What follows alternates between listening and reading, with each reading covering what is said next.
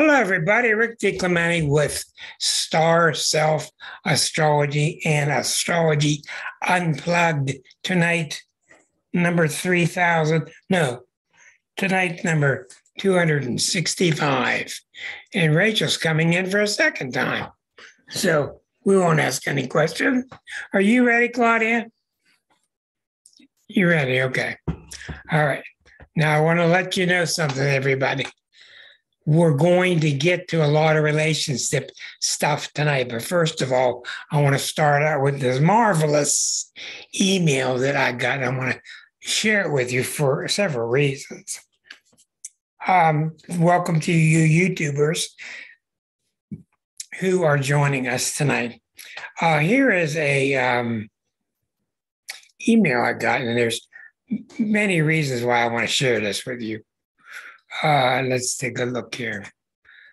Share the screen.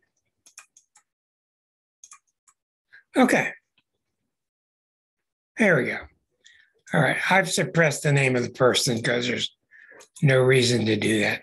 Anyhow, your last two shows on learning astrology were spot on, like so many of them. And I have a suggestion that I have found to be very instructive. As you know, there is really a chicken and egg problem with learning process. Books and instructions will only take you so far, and you need to do charts. Thousands of them. He's right. I really felt this lack until a while ago. How do you do charts when you know you're not competent because of a lack of experience? Doesn't seem ethical. Well, let's just stop for a second and talk about that and come back to this. All right. You're going to know when you're ready to do charts when you're ready. I did after 3 years of study, but I had done a lot of work. Secondly, why are you doing a chart? When you're new at astrology, you should be doing it for a novelty. You should be. Like your moon is here, your Venus is here. Let's talk about what the Mars means. But you don't have the capacity yet or the experience yet to blend it all together, which really takes a long time. So if you keep that in mind while you're talking, you're okay. But cursed be you that go out and put curses on people, because a lot of people take this stuff really, really seriously. And I'll just say it, you could be responsible for somebody dying. You can be. By putting a curse in their subconscious, people run it over their mind over and over and over and over. You got to be really careful. Most cases, not like that at all, of course, but you got to be careful. Now, what I'm all for is sitting down with a friend, saying, this is where your Mars is, this is where your Jupiter is, this is what I understand that opposition means. I don't know everything about it, but here's what I do know. So treat it lightly if you're going to read for people. But what I'm talking about is when you're reading charts, start by doing hundreds of charts that involve no talking to people. Just look at the chart. But he's very right in his letter about, is it really ethical to talk to people? So if you're going to talk to people, by all means, I'm going to say this again, you need to be very careful. And I will say 99 good things to somebody, and I will say one lukewarm thing to somebody, and they will remember one horrible curse. That's where a lot of people are. Yes, Claudia. I can't believe you're saying this. Why? I had an experience today that just knocked my socks off in along the lines of, you have a lot of responsibility. I went to my... Yeah, you do. Yeah, and people do not take it seriously. So You got to. Metaphysical shop.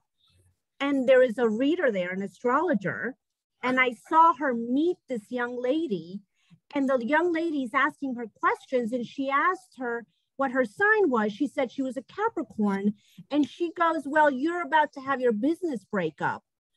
I was like, what? are you talking about? You haven't even looked at this woman's You chart. are exactly right. And you're precisely right. There are so many bad astrologers out there. There are so many. There are a lot of good ones, and they're getting better. But the temptation is so great. You dangle it over people. You got this power of knowledge. I try really hard, and I hope you know that by watching my show. I try very hard to give it to you straight, but not to give you curses, but also not to BS you. Okay? Plus, another thing is through time, through the ages, we're learning to be much more sane about the planets and sane about what they do, what they symbolize. And we're seeing them less and less out there doing it to us. So the whole thing is chill. Just relax. It's not that bad. It's not that heavy. Somebody gives you heavy duty reading, you should be really ready to turn them off. I have a friend that got a reading by one of the greatest astrologers in American history. And I was allowed to listen to the audio tape, and this person was awful. This person's written many books. This person can write books. This person can't read for people. So use your sense. Use your sense. If you're going to read for people, keep it light. Keep them knowing that you're just starting, that you do know some things. This is what you know. And don't be nervous about that, because I'm not going to get you to the point where you're going to get the okay from me, because people don't care anymore. In the old days, people wanted the okay from who they were subbing from, learning from. That kind of respect is out the window now. It's sad to see. It's how it is. Okay, back to the letter. Now, anyhow, I found a river of astrological experience flowing every day on the website Reddit.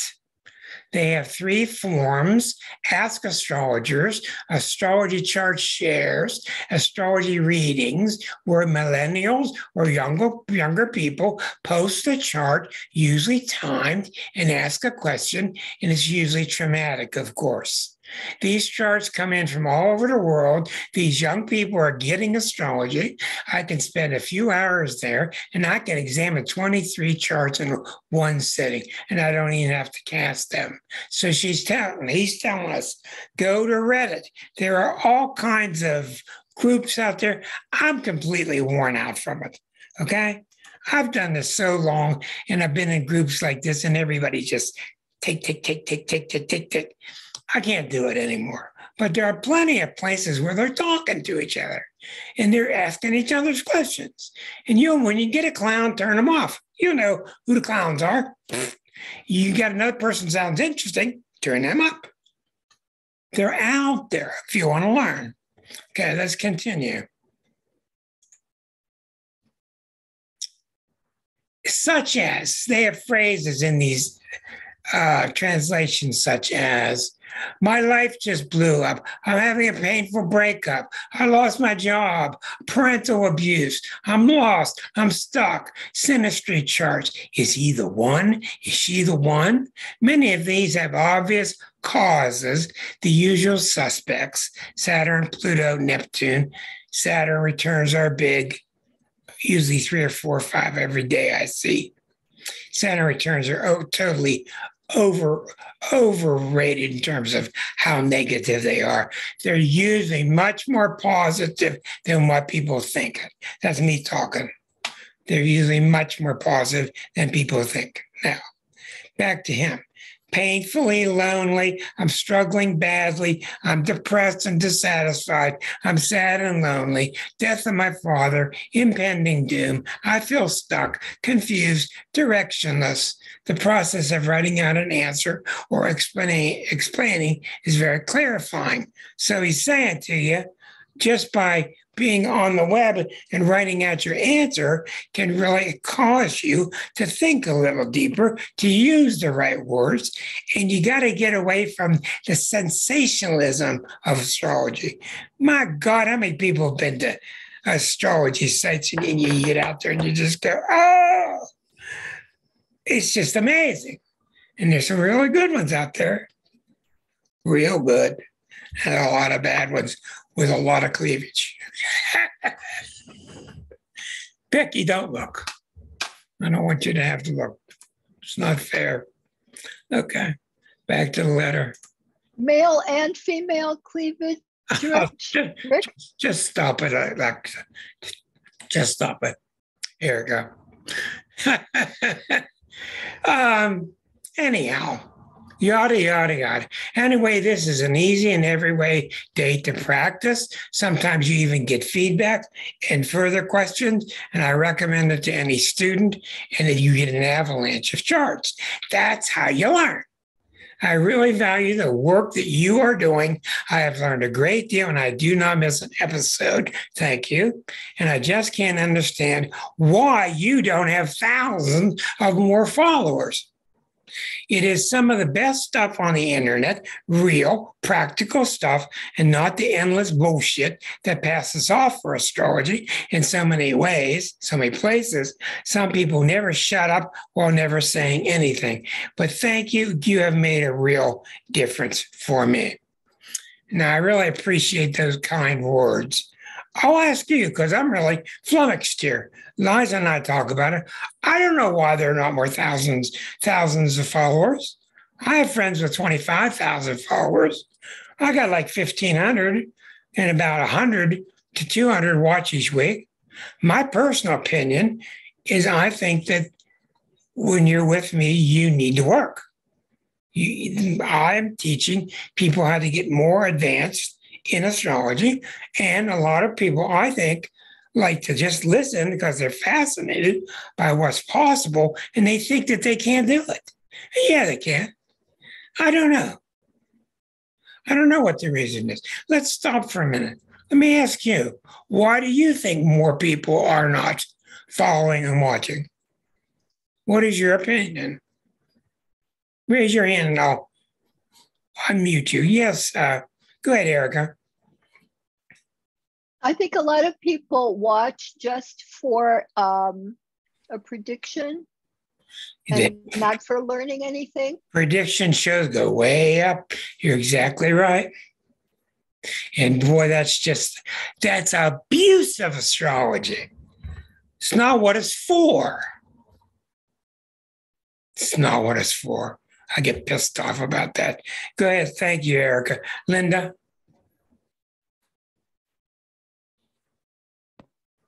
Okay. I just had Linda and Shelby. Shelby, you're on. Shelby's on. She's drifting off to sleep. So So am I. I think you're right about how difficult it is, but I also think that lots of people would prefer to think that astrology is sort of simple, and they don't understand that it's sort of a picture of the archetypal energies of the universe. And so the nature, it's not just that what you're doing requires us to think and work intellectually, which it does, but I also think it goes against the simplified notions that most people have of the world. That there's karma, and then eventually bad things happen to bad people, and and like that, or plus the number one thing about people will not give up their victimhood. Well, there's that. You can pay them all money you want. I'm a victim. I don't care what you say. I'm a victim. Astrology proves you aren't. There was a lot of years where I think that the number one question I had about any chart was, when is the one going to come? Yeah. What do you think tonight show's about that? Yeah. Tonight show's about that. I mean, and if that's what you're looking for, then you're not gonna think more deeply about what it means to have a bucket pattern to Jupiter, or what it means to have a Pluto return in the US chart. I mean, they're not going to think about that stuff because they think about astrology as some kind of pointer towards the things they want in life. And I think it's also true that people are abusing religion in this way too. You know, you're exactly right. These prosperity gospel groups, okay, come and believe and give us money and Jesus will bless you with stuff. Let me tell you a couple of things, if I may. Thank you so much, Linda. That was invaluable. There are mysteries to this universe that I don't claim to understand. I told you astrology fills in one level of understanding. Certainly true. There's another level you're not going to ever understand. Or maybe when you get up there with God and Jesus or whomever, Krishna, whoever, maybe when you get there, you'll start to understand it better. But for our practical purposes, what astrology really is you are connected to each other. We are connected to each other, and we are connected to a force greater than us. We are connected. Astrology gives us a way, and don't ask us how, don't ask Tarnas how. He gives us a way, quantumly, of understanding that these forces are coming through us. They are us. They're expressing themselves as us. Rick is an expression of God's Rickness. John is an expression of God's Johnness. That's all I can say. I can't give you any more clear than that. We are the windmill. We are the wind behind the windmill, not where the windmill is facing. It's very hard to understand, so don't try it. But you can use astrology to understand the dynamics in your family, in your country, in your life. You can feel these things, and all I gotta tell you is the same thing over and over. What got into you? What came over her? What came over her last night? What's getting into Bill lately? Jeez. You feel it. You see it. You live with it. That's astrology. Tonight, thank you both for really good comments. I'm going to get into talking about, if those of you sending me messages, I'm sorry I don't have the time to read them until after the show. I want to share a couple of things with you. I'm going to talk a lot about relationships. I've already done it on one video real intensely. I've done it on 2 documents in the old days when I wrote a lot of newsletters. So if you want to write down or screen capture what I'm about to show you, you'll see the links to them, and they're coming up right here. Okay.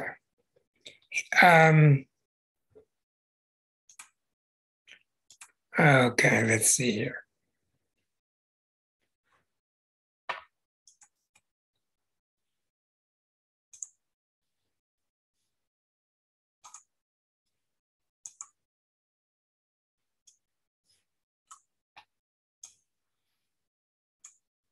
So these links will take you to 2 newsletters. Newsletter 77, which you can see. I'm trying to get these pictures out of the way.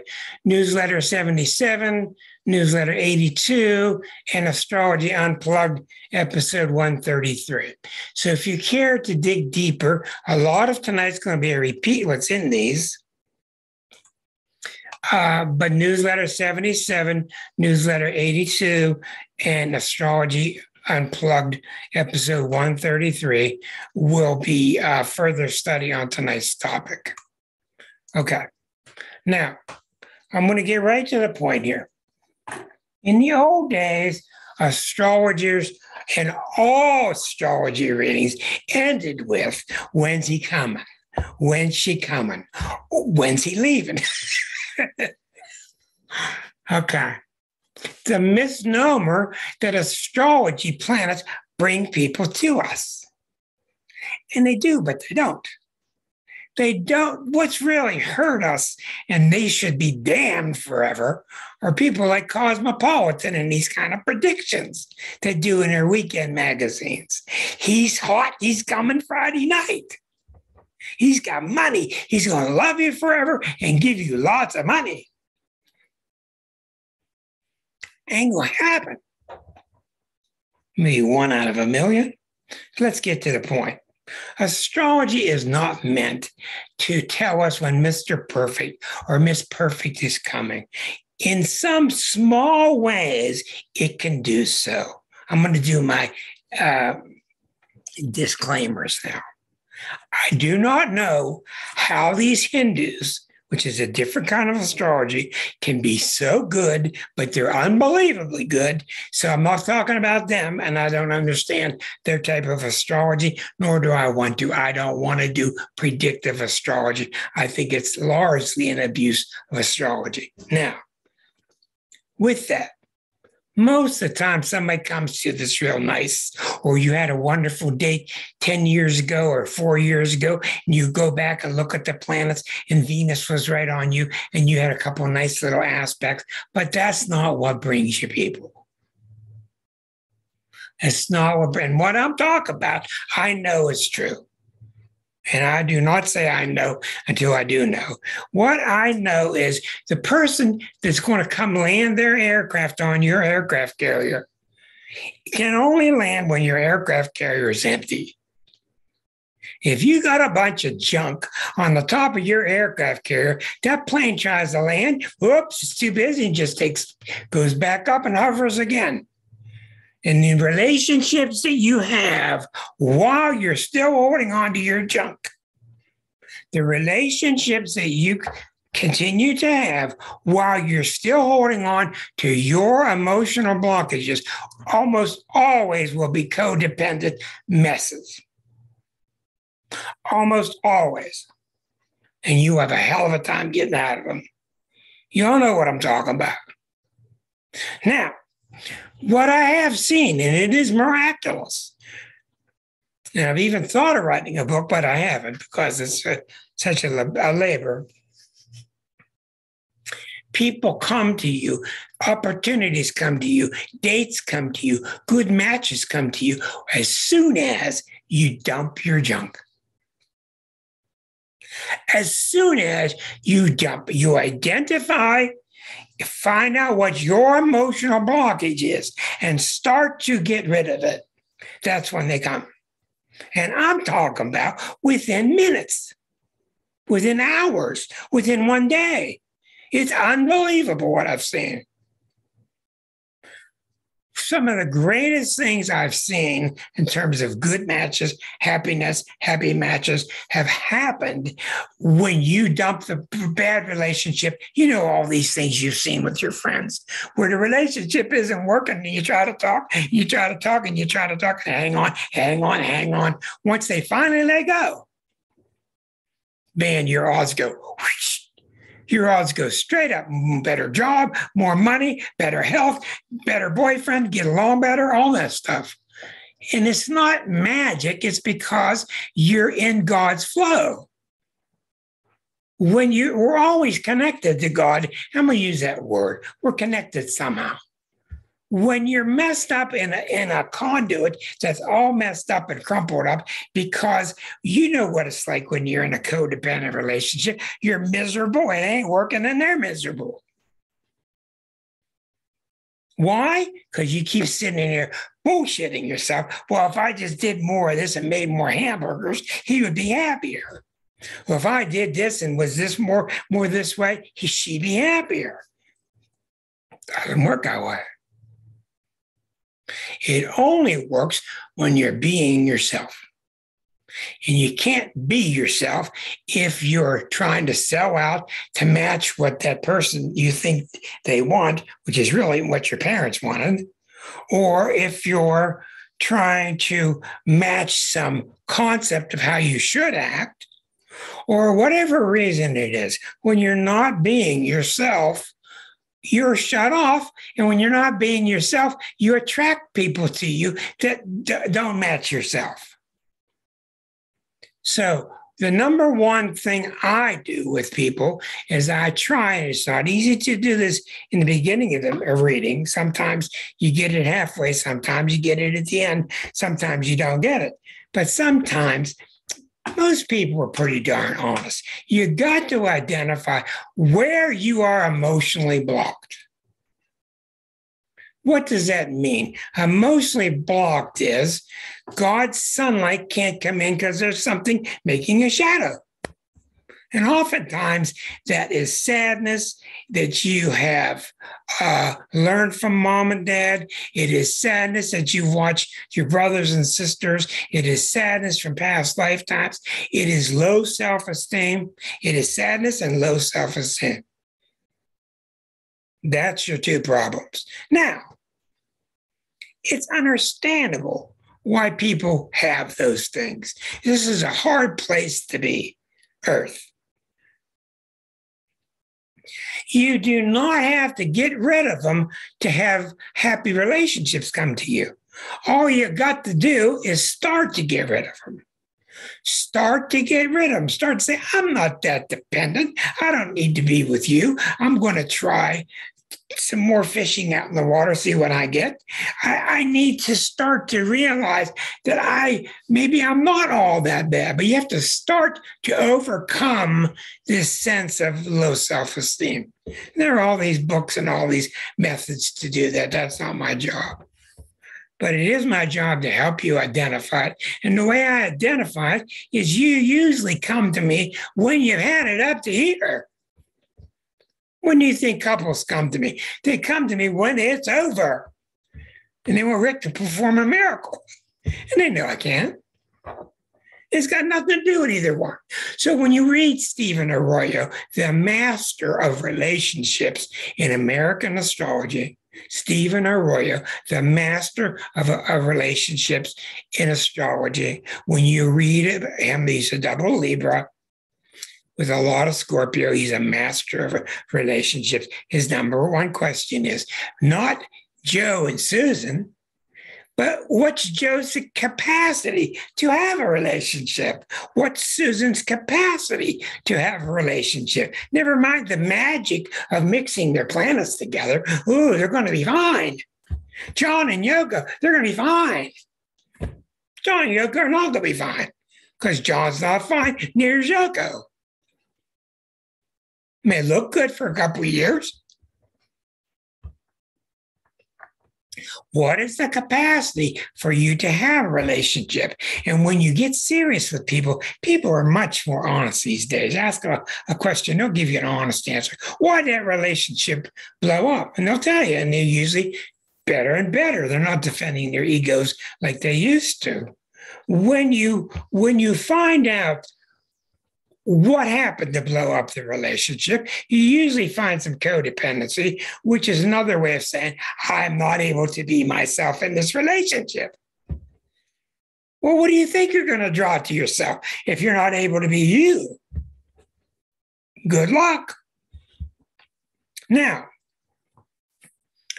what I have found without a doubt, we've talked about this before, when you identify blockages, it is like your answer's down the road, but you got this big boulder and you can't see down the road because this boulder's in the way.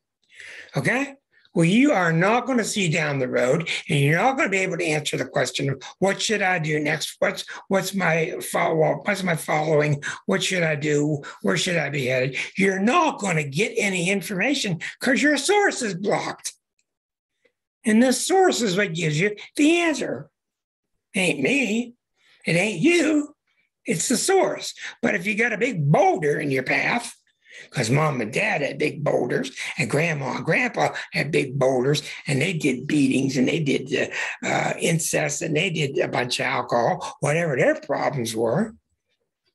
All you got to do is start to try.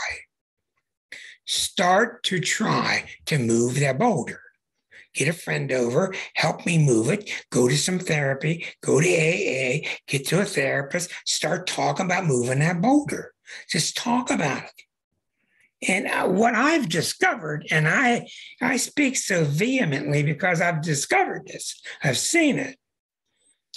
God will help you if you try, meaning the planets will help you if you try. If you don't try, forget it. But I've seen it so many times. Just get that boulder to move a little bit. And all of a sudden you just get flashes of, I know what I want to do. This guy leaves. Another one comes in. And, wow, Rick, it's like I mail ordered him. Where'd he come from? It's real. It's real.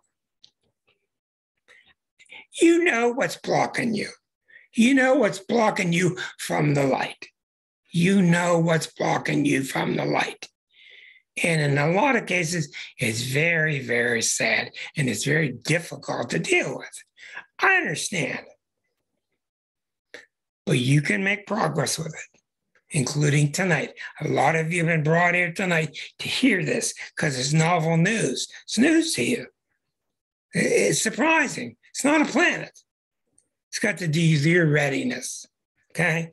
If you're carrying a bunch of logs, I can't come up and hand you a log because you got your arms full of logs. You got to dump your stuff and be open, and it comes. And I've seen the most unbelievable stories of how the relationships that come are so good and promising, and money comes and diseases go away and all kind of things just get better and better and better because you are now purifying your link to your source. So a lot of the misunderstandings in the old days, all readings ended with, when's he going to come? When's she going to come? Well, the airplane comes and can't land because there are too many airplanes on the deck. Where's it going to land? He doesn't want to crash. So it goes up again, risks running out of gas. And he just keeps hovering and waiting for you to get clear. Now, in astrology, we still have comparativeness. We still have chart versus chart comparisons, etc. That can help. Don't throw all this out because of what I'm saying. When you read all this junk in these books about what's my best sign to be matched with, there are general rules. The odd numbered signs, 1, 3, 5, 7, Aries, Gemini, Leo, Libra. The odd numbered signs get together, basically do well mixed with the other odd numbered signs. Odd numbered signs are male signs. Those are ones that are a little bit more assertive, a little more extroverted. The even numbered signs, 2, 4, 6, 8, Taurus, Cancer, Virgo, etc., they seem to get along pretty good. Do you got your hand up? Well, I thought I saw a hand up. Okay, never mind. The even numbered signs get along best with themselves. Now, number one, there is nothing more important in your chart. When you do chart comparison with anybody or anything, there's nothing more important than your moon. Your moon is the story. Why? Because the moon is a pain in the butt. The moon really is a pain in the butt because it's what you're comfortable with. I don't want to use any reason. I can't tell you why I'm comfortable. I'm just not comfortable with that. But it's that fussy part of us that just, that pillow doesn't feel right. Give me another pillow. That's what it's like. And that's why you'll see people, put my air on there. Okay, this is why you'll see two people that seem so ill-matched. And you look at it and you go, this doesn't make sense. And then you look and their moons are very compatible from chart to chart. Their moons are very trine to each other, sextile to each other, conjunct each other. They don't even understand, but they just feel good together. They just do. The same is true with Venus and Mars. Those are your three most critical planets, even more than your sun sign. The moon and Venus and Mars. The moon and Venus are your two emotional planets. And when you have nice aspects between your moon and their moon, you put all the planets on one chart. That's how you do synastry. You put all the planets on one chart, How does my moon match up with your moon? Is your moon across from mine? Is your Venus square to mine? Is your Mars square to mine? Etc., etc. So you're going to have to get a little deeper in learning the aspects and how things work. But when you do chart synastry, the Venus and Mars and the moon are really important when you're matching up people. Now, there are two major ways that an astrologer can match charts. One is called a composite chart. A composite chart is taking the positions of John Lennon's chart and the positions of Paul McCartney's chart, finding the midpoint and putting them together into one. So you'll see in my example here,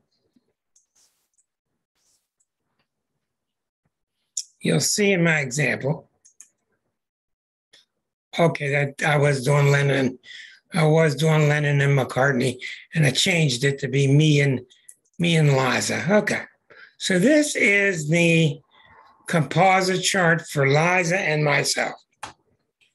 Okay, her sun is in Aquarius. My sun is back in Capricorn. This is the midpoint. Her Venus is over here in Aquarius. Mine is back in Scorpio. This is the midpoint for Venus. Her Saturn is over here. My Saturn's over here. Here's the midpoint. So this is a composite chart of the dyad. This is the chart of the Lennon and McCartney. This is the chart of the Rick plus Liza. When you talk to me and her, she and I, there's a dyad personality present. It's not me, it's not her, it's us. I feel this way when I'm with you two. That's what the dyad is.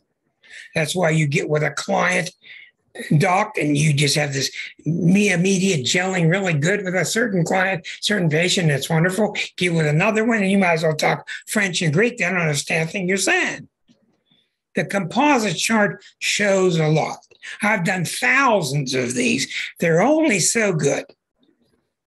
They're pretty good, but they're only so good, and they can be misleading. You got to watch out for. And I'll show you why. In the composite between myself and Liza, we'll look at that. Now, in the composite chart, keep in mind we're looking at the planets halfway between each other. You pay no attention to the signs of the zodiac. Why? Because one could have Venus in Virgo, the other one have Venus in Scorpio, and you end up with Venus in the midpoint, which makes no sense. Libra. You could have a sun in Gemini, sun in Leo, end up with a sun in Taurus. So you can't use the sign. You can use everything else. All the houses, all the planets on the angles, all the aspects between planets, especially where does the sun fall and what planets fall on the angles. What's on this angle? Nothing. What's on this angle? Eris. What's on this angle? Nothing. What's on this Eris? Saturn. So the main thing with Liza and myself is we are Saturn opposite Eris. Okay? And what that means to me, Saturn opposite Eris, is in a lot of ways, we are a couple for your observation. I don't know how else to put it. We are a sample couple for good and bad. We take a lot of responsibility with our individual lives and as a couple. That's what Saturn shows there. When planets hit these planets, things happen. Yeah. Take a look here. Not only is Saturn opposite Eris, but a T-square is made down to about Venus at 8 degrees. We don't pay attention to the sign. It says Venus, Saturn, Eris, down to Venus. And I think it's real common, clear to see that we love each other. We're pleasant together. Most of the time, it's pretty easy. Okay, so this is how you read a composite chart. Composite charts you must be very wary of these things. Sometimes they'll lean you astray. Sometimes they'll show you something that's not there. They could be like a mirage. I pay more attention to what houses the sun is in, what planets are near the angles, and what are the transits doing. Because when a transit comes along and hits one of those, what it's doing, say it hits Mars. What it's really doing is hitting the point between your two Marses. That's why. So composites can be very good. I caution you, I encourage you to do them, but I caution you to be careful when you try to interpret them. Remember, don't pay attention to the sign. The next thing that's available to people learning astrology that's really, really common, you hear a lot about it, is planetary synastry. Synastry is this.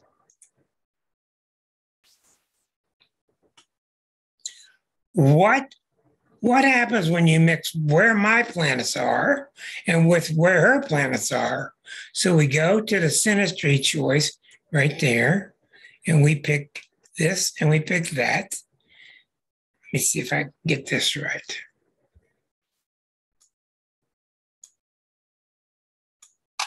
We go to the synastry.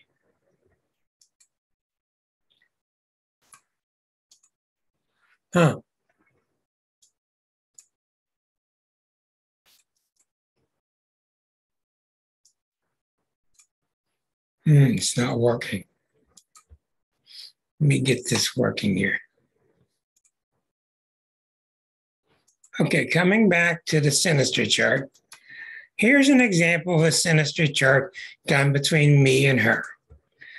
Across are the planets for Liza Jane Brown.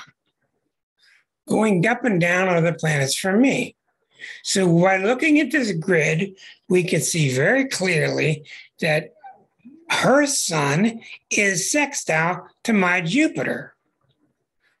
Our Mercuries, our two Mercuries are not in aspect. Our moons, which is really critical, my moon, her moon is trine to my Mercury. Her moon is sextile to my Saturn by 2 degrees, applying, which means getting closer, 0 minutes.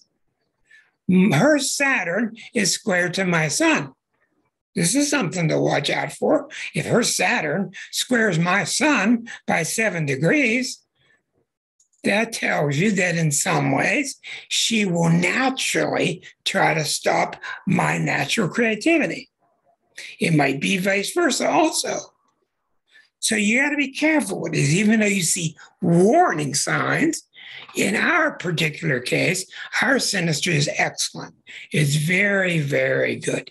But you can see by putting the two charts together, I used to have a girlfriend years ago. Her Mars and my Mars were square. Forget it. Whatever she wanted to do, I didn't want to do it.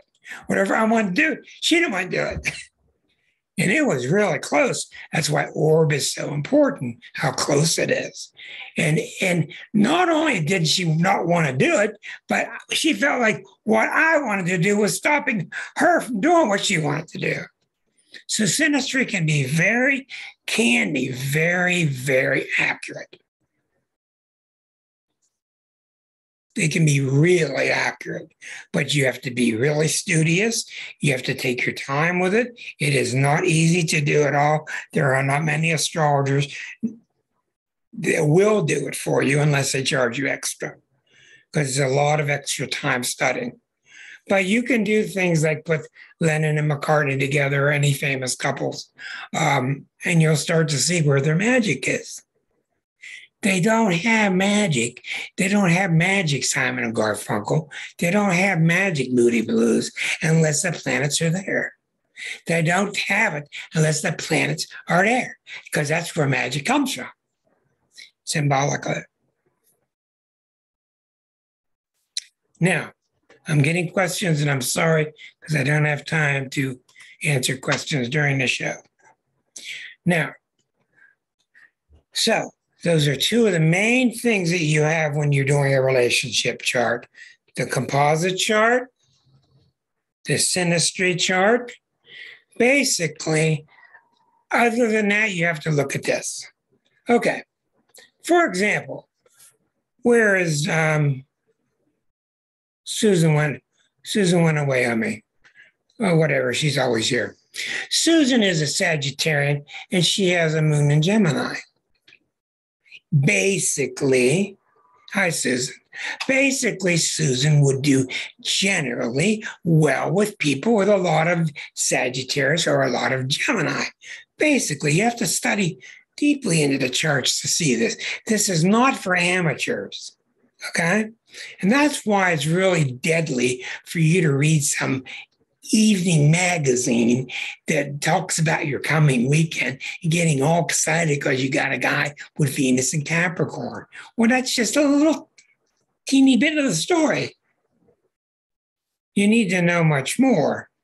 But for instance, even though Sagittarius is square to Pisces, which means they don't get along basically, Susan has a T-square to Neptune. She has a very powerful Neptune. That's why she does psychic work, mediumship work, and art. So one of the main things, if Susan asks me, what do I look for in a relationship? She's going to need somebody with a strong Neptune. I don't even care what sign it's in.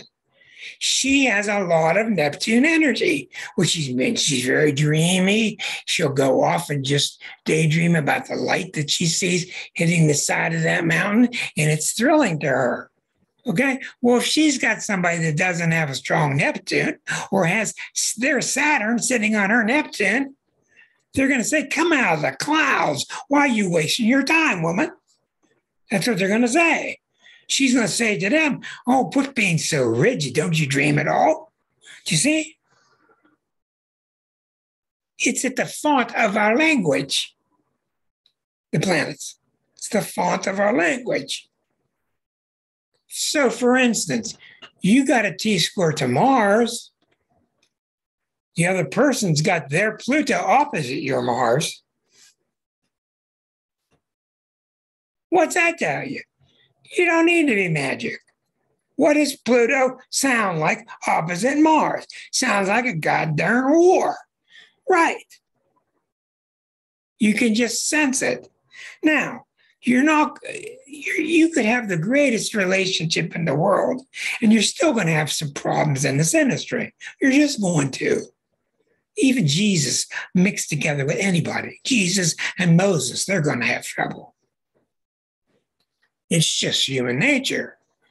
But if you start to see things that are really indicative, then you need to run, or you need to not pay attention, or you need to do something.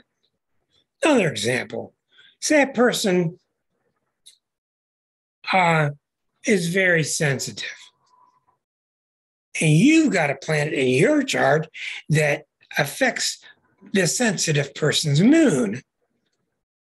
Well, the sensitive moon person is going to pick up on you, and they're going to feel that. We call it, I don't know what it is about them, but there's something. That's what humans call it. Astrologers tell you exactly what it is. If you got something bothering me and I'm a sensitive person, then it means one of two things. That I'm going to have to be a little tougher, more thick skin when I'm around you, or you're going to have to be a little more sensitive. Do you see the story? So there's no magical answer about who's right for you.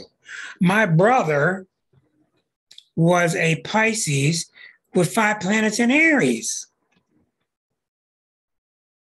He did better off with Aries type individuals, people that were more outspoken, more social. Go get them. Not the reclining artist type that you would think with a Pisces. John, take a look at John. John's married to a Scorpio woman. That's very, I don't know why. Matter of fact, I do. It's very, very common for Scorpios to marry Geminis. Just unbelievably common. It's not a good match in the zodiac, but it's very common. I think it's because they're both the two mysteries of the zodiac. I think they find each other mysterious. They try to endlessly figure out the other. But John has a lot of Scorpio in his chart. So even though he's got 5 planets in Gemini, he's got a lot of Scorpio. So he may get paired with another Gemini person and be very bored with them. Because Geminis are not deep like Scorpio is. But John is deep. He's not deep because of his Gemini. He's deep because of his Scorpio.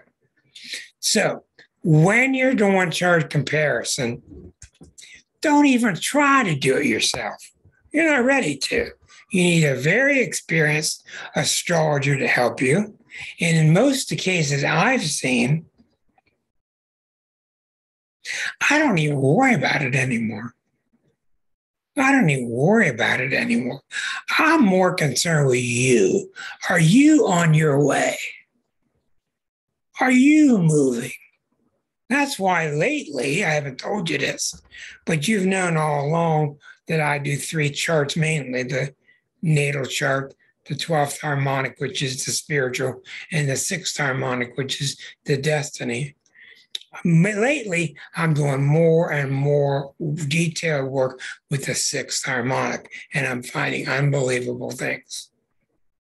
When I find a person stuck, as you know, we've just been through a series of 10 weeks with me helping people get unstuck. A lot of the unstuckness and failure to thrive comes from the 6th harmonic. Because the 6th harmonic tells me, where's your energy going? Where is it best utilized? Where do you feel best doing? And when you can describe the 6th harmonic to a client, it's not easy. But when you describe it, they usually feel, yeah, that's me. Yeah, that's what I like. And they say to you, it's nothing like my sun sign. It's nothing like my moon sign. But that's why I focus on that harmonic chart. For a second, to move sideways, a harmonic chart is a derivative of the birth chart. And it's like changing lenses in the doctor's office. Clear here, clear here. And you can zoom in on their emotions. You can zoom in on their relationships. You can zoom in on their money. And harmonic charts are hard to read, but they're imperative and they're underutilized. Very few astrologers use them. But 6th harmonics charts are very, very good for me to sense, are you moving? So what I'm saying to you is, what has replaced that question with astrologers now? When's he coming? When's she coming? People don't ask it that much anymore. They don't ask it very much. What they do ask now is, what is my direction? What is my life direction? And they are smart because they can sense that astrology does show that. Okay? What am I meant to do? Now, you got to be real careful with that phrase. Meant to do. I know I'm a Capricorn and I'm real prone to using that word careful. Everybody be careful. Shh. It's all going to blow up. Claudia, it's going to blow up. Oh my God. All right.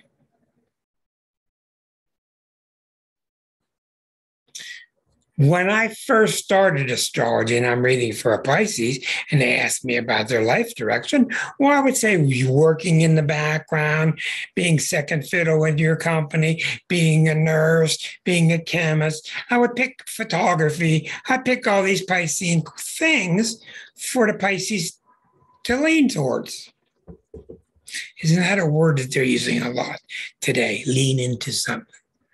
Lean into this. There's always archetypal reasons that words catch on. You're leaning into something. What I have found, though, through experiment and testing, what really works for your life direction is your 6th harmonic. That's for sure. And also, moreover than that, is your early traumas. Most people that I have had success with in the last 10 years, helping them decide on a life direction, most of them, I'd say 90% of them, have been takeoffs in some way or form, some shape or form, with what their particular trauma was when they were little.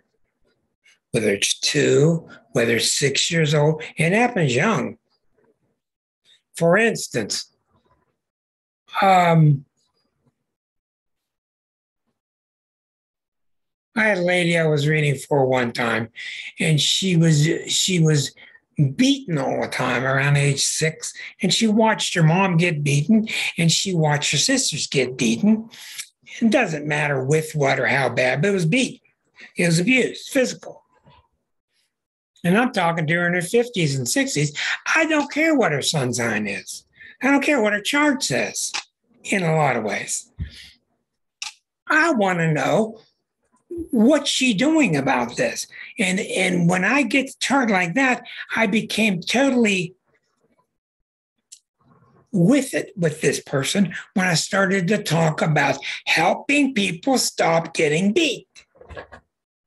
You do this kind of job? Yeah, but she leans towards protecting people. She does this kind of job? Yeah, but she leans towards helping protect people. Because we're not as altruistic as we think, like last week. What you're doing when you're working is you're trying to stop daddy from hitting you. That's what you're doing. You're trying to stop daddy from hitting mommy. And boy, that makes sense. And if you can mix it in with your chemistry degree or mix it in with your social work degree, whatever. But that's when you really start getting accuracy. Okay? When you start to learn what was their trauma about.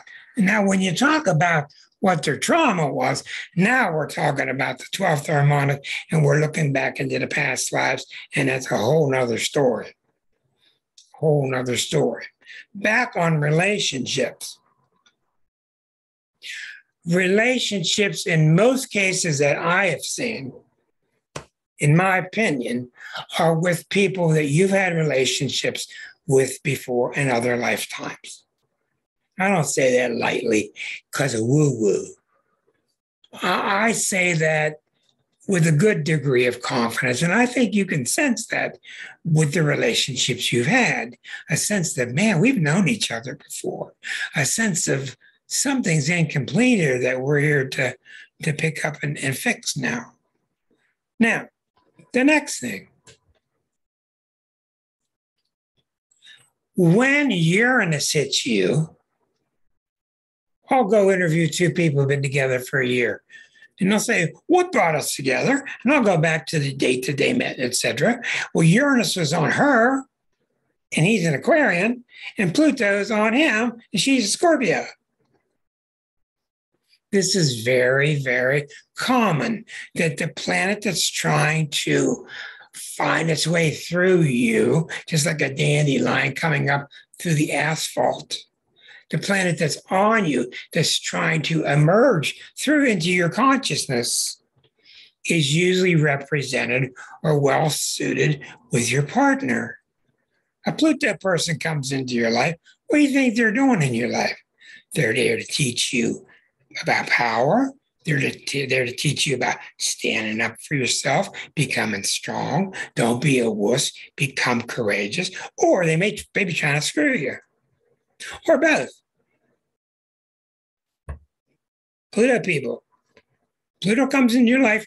Be careful who comes into your life with it. Keep your eyes wide open. Because the more you have a sense of I don't deserve good things, the more that person will deliver you bad things.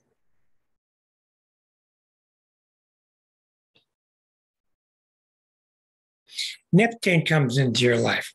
Usually it comes in on a wave, on the wind, on bubbles, on smoke, on the floor. It's just mysterious. It's heavenly. You can't even believe it. It's wistful. Neptune brings people into your life till you can learn spirit together. Neptune comes into your life, and usually one of two things happen. One, you can't avoid all the spiritual lessons that you're teaching each other, and it can be wonderful. Or two, you both hide behind a tree and drink a bunch of alcohol and hide from life. And that's really bad. So when I see two people, if Neptune's big in their life, I tell them everything's got to go out on the table. We've got to be out front about spirituality, and we cannot hope for a Ozzy and Harriet 50-year marriage. We're here together to learn spirit right now. And that's all I can say. Uranus comes into your life almost always. It brings you a 1-year relationship. Doesn't mean it can't bring you a 20-year when it can. Uranus comes into your life. Christine, it brings an Aquarian man into your life. And why does he come into your life? He comes in to teach you that you're okay the way you are. Uranus in Aquarius is so highly evolved, so misunderstood, so underplayed. You know, Mr. Rogers was certainly a Pisces, but he had a lot of Aquarius in him too, and that's why he was so gentle with the children and everybody, and he was also so Aquarian. There's no one like you. There's no one just like you. That's a very heavy-duty Uranian message. I've had Aquarians come into my life, just friendships all of a sudden turn into lovers, all of a sudden turn into relationships, all of a sudden gone. Where the hell she go? Uranus is real quick. Things happen. But I learned a lot of interesting things. When the outer planets hit you, you don't hang on. There are 3 signs. Butcher me if you want to, but I must say it. There are 3 signs of the zodiac that are not made for relationships in general. Now, the rest of your chart can change this. A lot of things in the chart can change it. I'm talking about the pure chart. The 3 signs that are not made for relationships are Scorpio, Pisces, and Aquarius. Scorpio, they want the blending, the merging of the two, but their passion is so great, it can threaten the health of the relationship. Pisces, well, hell, you reach inside of Pisces, you can't even find them. How are you going to find them in the relationship? When you reach in and there's no one there. And when you reach inside of Pisces, there's nobody there. And the reason there's nobody there is because they're everywhere. This is really true. Listen to this. When you reach inside of Pisces, think of the Pisces, you know. When you reach inside, there ain't nobody home. It doesn't mean they're vacant. It doesn't mean they're vapid. It doesn't mean they're stupid. It just means they're so big. They're so universal that for a while they might hang out in this area, but for the rest of the while, they're over there. They're big. They're universal. So that's what I mean about a Pisces. I mean a very Neptune-like Pisces, a very Pluto-like Scorpio, a very Uranian-like Aquarius. Try to reach inside an Aquarius and find him. Try to find him. Wonderful friends, great people, idealistic, loyal as hell, gone. Gone. I woke up one morning, my Aquarian girlfriend of 2-3 years was gone. New Orleans. What the hell? She went to New Orleans. I called her on the phone. She said, well, we really weren't going anywhere, and I just thought I'd take off. Well, I said, that's really a nice way to do it, you know. That was my Saturn return. She was right, but that's, in other words, Uranian people belong to a different drummer, and the drummer they belong to is themselves. It's not like Aries. Uranian people are obsessed with themselves, not in an Aries way, but they're obsessed with doing things my way because I don't need things. I'm saying this to you nicely. I don't need things. I don't need you. I don't need your thoughts. I don't need your agreement. I don't need your ideas. I just don't need things. I'm very independent. So that's why I say to you, in general, the Scorpios, the Aquarians, and the Pisces have difficulty with relationships because they're not built for them, which leads to the other part of the story. Who does? Well, there are two signs.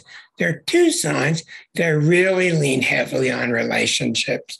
I bet you could guess what those two are. Maybe three. The Librans and the Cancers. And I think you could also say Tauruses a lot of the times. But Libras and Cancers are really heavily built for relationships. In the Cancer's case, the Cancer loves taking care of someone and they love having somebody take care of them. And they really need another for emotional stability.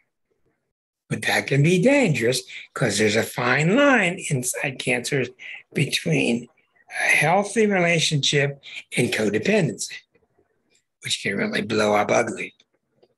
In Libra's case, it's similar. Libras can blow up with codependency too. And Libras are funny because they're an air sign.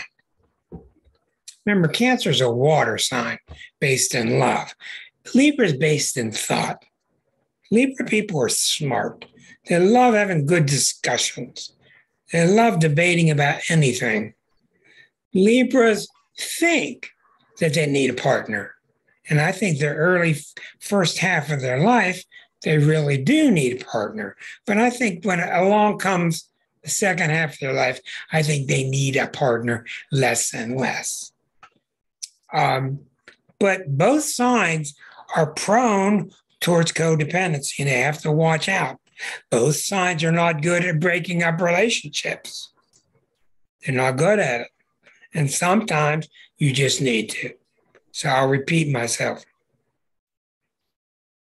Sometimes the best thing I've ever seen, without a doubt, is people breaking up with the wrong people. There's just no comparison of how good it is. And I'm sure a lot of you could raise your hand and tell me stories about how you did so.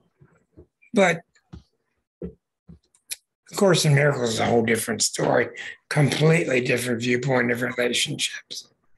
But I'll stop here and thank the YouTubers for tuning in tonight. We're going to continue, but I want to stop and give you time to ask your questions because people have questions and there are valid questions. Sun sign versus sun sign. What are the things to look for? And the phenomenal reasons that Linda Goodman's book still is number one after all these years. She did just a tremendous job in her book called Sun Signs, number one selling book all time in astrology, talking about how these signs mix. So when I tell you about learning astrology, just keep studying each sign. Keep studying, and you'll start, oh, I didn't know Aries had that side. Never seen that side of Taurus. Keep studying. I still find out more about each sign. So if you have any questions, just raise your hand and I will try to address them as well as I can. Susan, the traveler, who's in where right now? You're up by Cleveland. Oh. Cincinnati. Yeah, I'm halfway between Cincinnati and Columbus. Okay. She travels every week and she reports them. Go ahead with your question, Miss Sagittarian. So my question is about how the chart, composite, or synastry explain your relationship with a child or a parent. Oh, great idea. Great question. I get a lot of people that say, please read for my new grandson. And I tell them I will read only so much to give you a kind of a general idea, but I want you to be surprised when these parts of their personality come out. So I don't want to ruin your fun. So I will gently, again, I'm telling you, you got to be gentle with a lot of these things because you got all the power in your hands. Oh, your grandson's going to be a bum. What the hell do you think the person is going to think? What do you think that's going to cause when they start to see the grandchild misbehaving? You're exactly right, Susan, to get down to the subject. First of all, I don't care if you're mother or grandma, your chart's going to be a lot like that kid. The apple does not fall far from the tree. People end up in the same lineage, same flavors. For instance, John again, who has so much Gemini and so much Scorpio. I would think it's very common if I look through his family with kids and stuff, you would see kids with the Gemini. Even in adopted, yes. Rachel, even in adopted, because there's no such thing as adopted. Children come through, it's different through this way or through that way. Still come to us, come through us. The ego's so big. The ego's so big. This is my child. This is my child. But you're right, Susan. Yes, your synastry is very important. And I'll guarantee you, anybody that comes to you as a grandson, grandchild, son, daughter is going to have irritants with you because they're there to work out certain things. And most people, you don't have to get an encyclopedia out. They can tell you right away what the irritants are. What is that? Does that answer your question? Yeah, well, it's really true. I strongly advise that you sit down with a good astrologer if you're going to study your child's chart. Like Melody comes in here, and I teach Melody and tutor her now and then. And she has 4 kids, and she's such a good astrologer now. She's taught herself through me. And she is writing books now about children, raising children with astrology. So it can be done. It's certainly really, really advised, but you got to stay away from the woo-woo. You got to stay away from the curses. Did you see in the letter I read you earlier about all these people having Saturn return? Ooh. That's why I started 71. And this woman told me I was going to have a really nasty Saturn return. And I had a grand cross. Oh, she scared the hell out of me for 7 years. So I started studying and saw that she shouldn't be reading. That wasn't hard to figure out. Okay, other questions? Anybody? About your chart, things you've wondered about, people that come into your life, certain signs. Just raise your hand if you got a question. Come on, Miss Platt. I know you better than that. I know, Shelby. Tell her to speak up. Oh, we just had a cat outside, and there was a consternation. So Same is true between cats. Yes, yes. Same is true between dogs, between companies. I got a little tiny kitten who ended up being the boss cat of everybody. So. Oh yeah. So I'm sitting here because you mentioned Lennon and McCartney, and I was, I know that McCartney has a lot of stuff at the midheaven, and he's absolutely genius, just absolute genius. It just, I mean, and I don't mean that to take anything away from John Lennon, but it just seemed, from watching Get Back, it seemed that they were operating on a different level of. Well, what was happening is he's just this font. He could write 5 or 6 classics in 1 week. Yeah, I mean, he's unbelievable. But Lennon knew what to do with them. See, you can tell by Paul's music that it's a little lighthearted. It's a little more bubblegummy. And John couldn't stand it, just couldn't stand it. But John would take it and just put that moon in Aquarius weird grip on it and just do something to the song that you just went, wow. And then you add in the salt shaker and put a little George Martin. Yeah, and George Harrison. And George Harrison. So you just had the perfect blend, yes. So, and I just, I thought, I thought it was interesting, when I was watching that show, I was looking at their charts and, aside from this, the common sense notion that they had been together throughout their whole 20s and they were going from being boys to men. And, it's not surprising, that's where Saturn return comes and launches them into different directions. So that didn't surprise me. But also, I thought to myself, when you watch something like that happen, when you're sitting on the outside of it, it always seems like such a terrible tragedy. Oh, the Beatles broke up. But when you look at it through an astrological lens, that's just what happens. It's what needed to happen. Here's another thing that's very important. Let's take Claudia, for example. Claudia has a really major, please, everybody that keeps texting me, I don't have time to look at it. Now, Claudia has a really major Chiron opposition to Uranus. Doesn't sound like much, but it's really major. Okay? Chiron opposite Uranus. In the end, when she's 190 years old, I'm still trying to see my screen for these messages. When she's 190, she's going to look back and see that the significant relationships in her life had major planets lined up with that Chiron Uranus. It only goes to show here, if you've got a major theme of Pluto opposite Mars up and down your midheaven, and it's obviously the major thing, well, the major people you're going to meet in your life are going to have planets that line up with that Pluto Mars or square it. You don't hang out with people that have a feeling to you. Yeah. You don't. You hang out with people that rock your boat or what?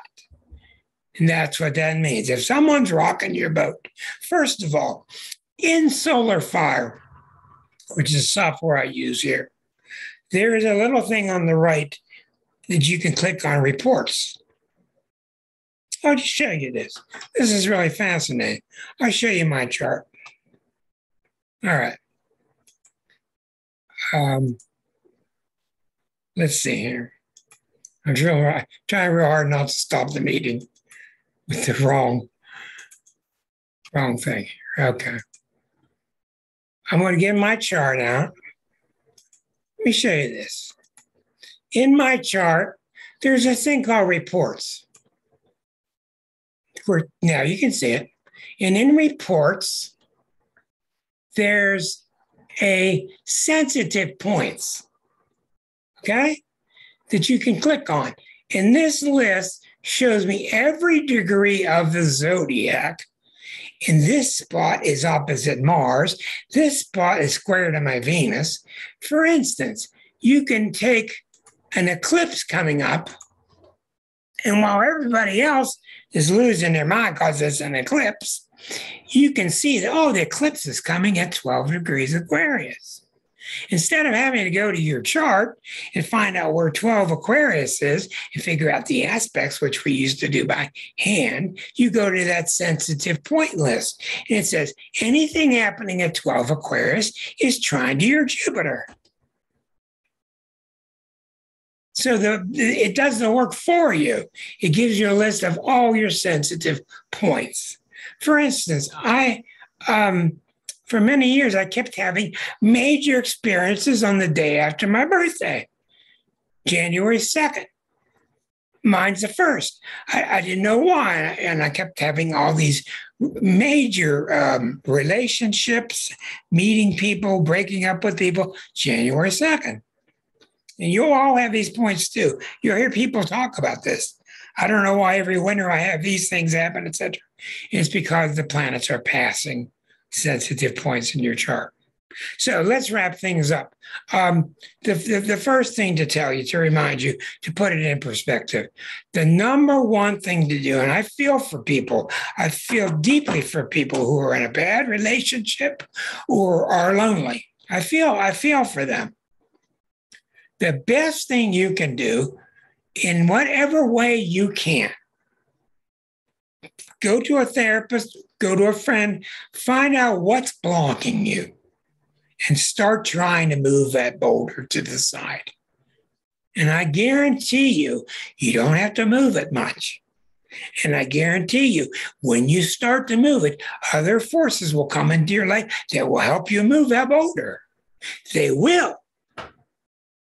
And when you do, things get better and better and better. So don't give me this stuff I hear from people. I'm too old for a relationship. No, you're not. I mean, when I do relationship work, people don't talk about sex. People want intimacy. They want to be close to somebody. They want somebody that means something to them. It's understandable. But to get you a nice, big, fat soul chick, or if you're going to listen to astrologers talk about where their Mars lines up with your Venus and stuff, keep hitting it with the salt, okay? Other than that, I can just tell you the best thing for you to do is to get an intimate reading, because then you can understand what your energies are like, where your weak spot is, where your strong spot is. And you might be surprised how many times your weak spot turns into your strong spot. Everybody, been real. It's been Thank you, real. Rick. That's a lot of talking, boy. Shoo. Thank you. Thank you. Thank you. Fast question. Thank you. Yes. Fast question. If Of course, Miss self-esteem- Vegetarian. Stick one in there. What? If self-esteem is your weak point, how can that become your strong point? Well, that's a good question. And, you know, a lot of times I just can't get over how many people come to me with Venus-Saturn conjunctions, which is really symbolic of low self-esteem. But I have so many people with Venus-Saturn. It's unbelievable. I really think that after a lot of thought, I think that these people in some ways have had low self-esteem. And that's one reason they're so social, because they're working through it. Okay. And I think in a lot of ways, they end up being your best hostesses. They end up being your best because they work at it. This is right out of Arroyo. Right out of Arroyo. Quit freaking out over your Saturn placement. So your problem in your chart is where your Saturn is. Saturn is your weak spot. Why? Because you worry too much about it. That's what's wrong with it. What did I tell you Saturn does? Saturn, I'm going to work on it till I get it worked out. Got to make sure it works. Got to make sure it works. Try it out with your heart. Try it down your heart to make sure it works. Doesn't work. But what ends up happening, and Arroyo pointed this out first, what ends up happening, you just polish your stone. Your stone gets polished. You end up real damn good at it. Good night, everybody. Oh, next week. Yeah, she's coming next week. Leanne will be with us. Fortunato. And she's going to be talking about these humongous paintings that she does from the higher self. And you meditate on them, and they take you to a higher dimension. And I don't understand a lot about it. And she's been on the show before, but she'll be back with us next week. Good night, everybody. Thank you. Good night, everybody. Thank you. Thank you so Thanks so much. much. Bye. Thank you.